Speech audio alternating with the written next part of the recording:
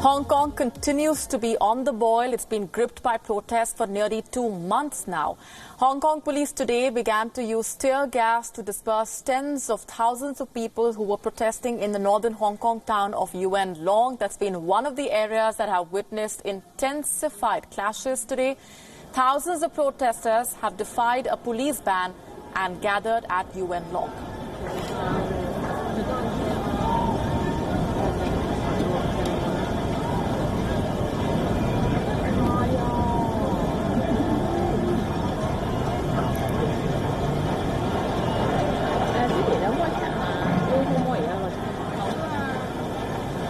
Yuen Long is a rural town in northern Hong Kong. Protesters have gathered here to demonstrate against last week's violent attacks on peaceful protesters. The protesters were attacked when they were on their way back after a day of demonstrations. They were at a train station when they were attacked by suspected members of a gang. More than 45 protesters were injured in those clashes, and witnesses and those present at the spot have been blaming the police as well for its inaction.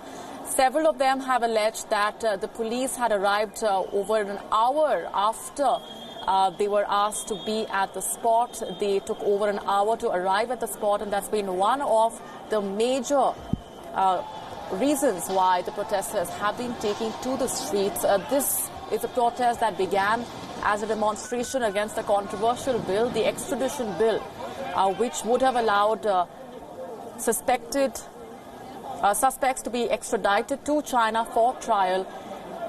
And now the demonstration has taken several other forms as well. Our correspondent in Hong Kong, Patrick Falk, has been getting us the very latest. Patrick, it's no longer a protest over the extradition bill, of course. The protesters have been talking about police inaction. They've been saying that their concerns have been going unheard now for weeks, and which is why they are unrelenting. Tell us a little bit more about what the next few hours might be looking like and what the protesters have been telling you. Well, look, there's certainly been no shortage of police action today. These protests, and incidentally, the people out there weren't calling them protests. They were calling it a gathering because they weren't given permission to hold a protest. That was technically illegal. But look, the police came in after the government warned that things were getting out of hand and pushed the protesters right back. There were hundreds, possibly even 1,000 police by my counting. I couldn't say exactly to be sure. Really, they pushed them all the way back through Yuen Long. There are still hundreds of protesters that remain behind, and they have blocked themselves into the underground station, which is where, of course, a lot of the violence took place. But it's seeming as though we're seeing this pattern repeatedly of these rallies starting out as being peaceful, but then turning chaotic or even violent, as we've seen today. There was tear gas fired by the police. And, part of that's because there is a lot of anger towards the police over the lack of action taken last week that you spoke of a moment ago. But I think also it's fair to say that a certain amount of protesters were there intentionally to provoke the force. The question is whether or not they needed to come out and respond the way that they did. Right, and Yuen Long is the very area where those attacks took place on the demonstrations last week. Tell us more about where the investigation has headed so far in those attacks. We do know that several arrests were made. What else have the authorities been telling you on that front?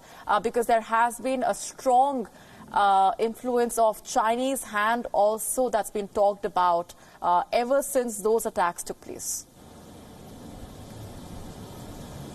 Well, look, those haven't been confirmed, and we wouldn't want to speculate necessarily that's the case. But certainly there are suspicions that triad gangsters were involved in last week's attacks, and there's a certain amount of anger as well that when it came to last week when they were attacking the protesters, that the police weren't there, and this time round when there was a danger of the protesters, which would have vastly outnumbered any rural mob, the police have turned out in large numbers. They've also had to protect some of the villages. As far as we understand, according to reports, some of the protesters did actually head towards some of the villages on the outskirts of Yuen Long town central and hurled bricks and created a noise around those areas. So there was a danger that there may have been a confrontation. In fairness to the police, they do need to keep the two sides separate. Otherwise, things really could turn, could get out of hand. But for the time being, there have been 12 arrests. Nothing beyond that, as far as we know, in terms of the investigations. Right, and as we've been talking, we've been getting those visuals of the protesters clashing with the police personnel. What remains to be seen is whether or not these protests, Patrick, will take an uglier turn, because these protests began as a movement against the extradition bill. Now, the authorities have said that the bill stands suspended, but the protesters have been unrelenting. They're not convinced. So that smells of a lack of trust in the government. When an assurance has been made that the bill is suspended, the protesters clearly are not convinced. They do not believe the authorities and they want the bill to be withdrawn completely. Apart from that, of course, the police inaction that we've been talking about as well, which has further fueled those protests. Well, look, I think there's just a huge amount of distrust towards the government. So until the government, despite saying that the bill is dead, until they come out and say that the bill is withdrawn, nobody's buying that it may not return once again in the future. And of course, this protest movement's evolved into something else. It's not just about the extradition bill. It's also about calling for certain members of government to step down and also for democratic reform. And we've returned to this point about universal suffrage, which is what the 2014 umbrella protests were initially about, certainly. But the government response up until now, certainly in the last couple of weeks, has been somewhat placid. And earlier we heard from Matthew Chung, the city's number 2, coming out and saying that he was really grateful and respected what the police have done. That was after angering the police the day before for apologising over last week's response in all that chaotic violence that we saw. All right, we're going to leave it there for the moment, Patrick, for getting us the very latest from Hong Kong. Thanks very much for joining us.